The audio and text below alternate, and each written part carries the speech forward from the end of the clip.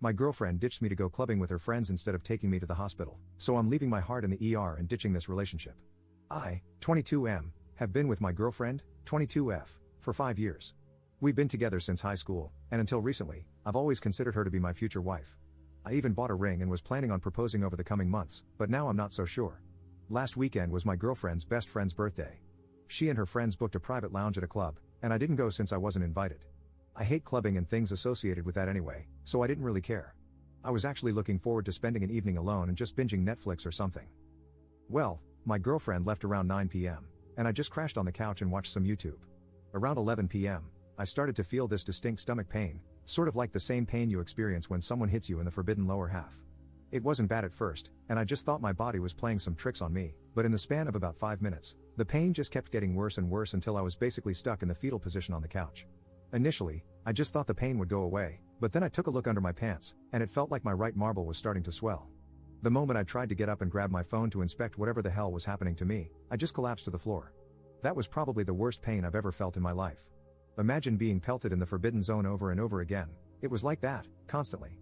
I did manage to crawl to the table next to the couch to get my phone, and I immediately tried calling my girlfriend, but she declined my call. I then texted her that something was wrong and she should come home immediately.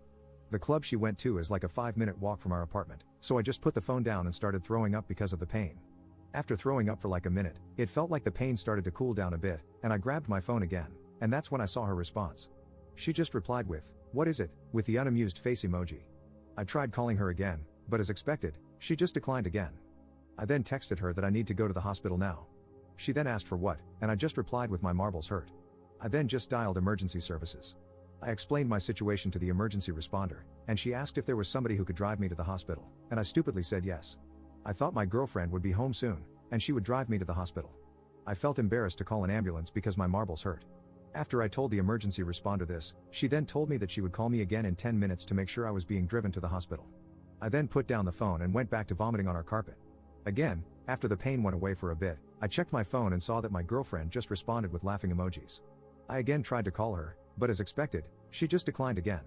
She texted me that this wasn't the time to play games, and she then told me that if I texted or called her again, she would block my number. I again tried calling her, but she declined again, and when I tried calling her a second time, I realized she had actually blocked me. I went back to curling up on the floor, and now I started shivering. At this point, I didn't care about being embarrassed and just called emergency services again and asked for an ambulance. It felt like an eternity, but the ambulance eventually came and rushed me to the hospital.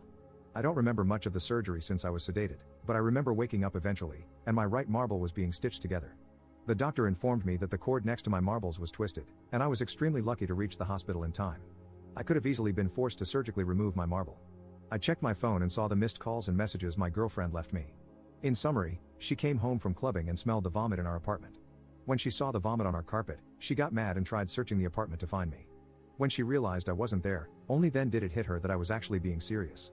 I just texted her which hospital I was staying in and my room number, then went to sleep. I woke up the next morning and saw my girlfriend sleeping on a couch next to my bed. After she woke up, she started overwhelming me with apologies. She thought I was joking, that I was trying to ruin their night, etc. I didn't have the energy to argue, so I just kept quiet. I was beyond hurt by what she did, and I wanted to break up with her right then and there. Why would somebody ignore messages where their partner is begging them to come home? Not only that, she stayed in the club until 3 a.m. and didn't even consider going home to check on me. She did stay with me in the hospital for the remaining 2 days I was admitted there and did take good care of me, but I was still beyond pissed at her. Ever since coming home yesterday, I've been wanting to dump her, but at the same time, I feel like she genuinely thought I was joking and made a mistake.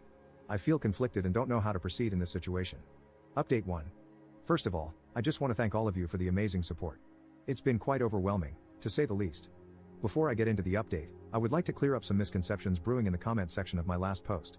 No, I have never pulled any malicious pranks on my girlfriend to get her to come home early from a night out or anything, nor do I have an issue with her going out as long as she doesn't come home at like 6 a.m. And no, I've never blown up her phone like that while she was out with friends. We usually go out together since we share the same friend groups. Here are mine and her messages from WhatsApp as it happened since people thought I just texted her my marbles hurt or something. First, she declined the 2 initial calls I made to her. Then I texted her name, "Please come home, something is wrong."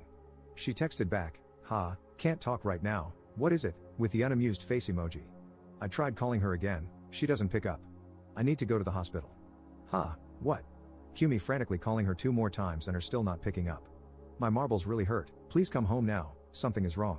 She sends back 6 laughing face emojis. I tried calling her again twice after calling emergency services. I swear, don't bother me again or I'm blocking you. Let me freaking enjoy my night out. I tried calling her again twice and got blocked. At this point, the pain was too bad to try anything with her anymore, and I just called an ambulance. Her next message after unblocking me at 2 a.m, "Op, why the hell is there vomit in the living room, and where the hell are you? Why is the front door unlocked if you left somewhere?"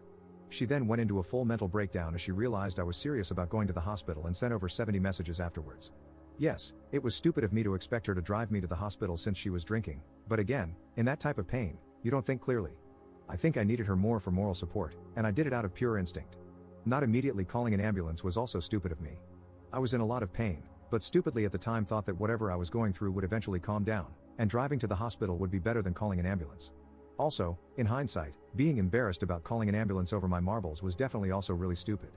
The amount of mental gymnastics some of you did in my comments to paint me as some sort of dweeb or emotionally needy person for bothering my girlfriend was truly mind-blowing to me.